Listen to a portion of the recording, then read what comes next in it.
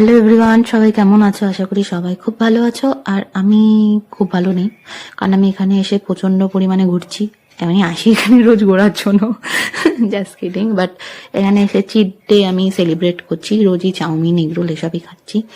So সেসব খেয়ে আমার হয়ে গেছিলো হালাত খারাপ। সকাল সকাল ডক্টর দেখিয়ে মেডিসিন নিয়ে তারপরে বাড়িতে খেয়ে দিয়ে রেস্ট নিয়ে সন্ধ্যাবেলায় গেছিলাম নাটক দেখতে, নাট্য উৎসবে। আমি, টমি আর বাবাই ওখানেই আজকে সন্ধেটা কাটিয়েছি। আর যারা নাট্যপ্রেমী আছো তারা রিলেট করতে পারবে যে প্রত্যেকটা নাট্যোৎসব বা প্রত্যেকটা যে এক একটা মানে গ্রুপ আসে, সো সেটা যারা পারফরমেন্সটা করে সেটা কতটা ইম্পর্টেন্ট হয় আর কতটা ভালো লাগে দেখতে, তাই না? আমি হয়তো তোমাদের গুছিয়ে ব্যাপারটা বলতে পারছি না, বাট বুঝে নিও। এনিওয়ে, ওখান থেকে ফিরতে ফিরতে অনেক রাত হয়ে গেছিল। তারপরে আমি আর ব্লগটা কন্টিনিউ করিনি, করেছিলাম পরের দিন সকালে। সকালে উঠেই সেদিনকে বাবাই রান্না করবে প্ল্যান হয়েছিল।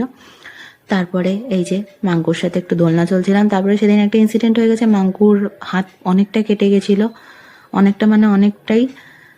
তো সেটা আমি আর দিলাম না, কারণ সেটা সেন্সিটিভ, তো দেওয়া যাবে না।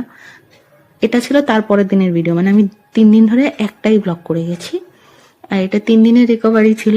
3 দিনের দিন মানে সরি, মাঙ্কুর হাত কাটার পরের দিন। তো সেদিন মেয়েটা আমার অনেকটাই ঠিক হয়েছিল।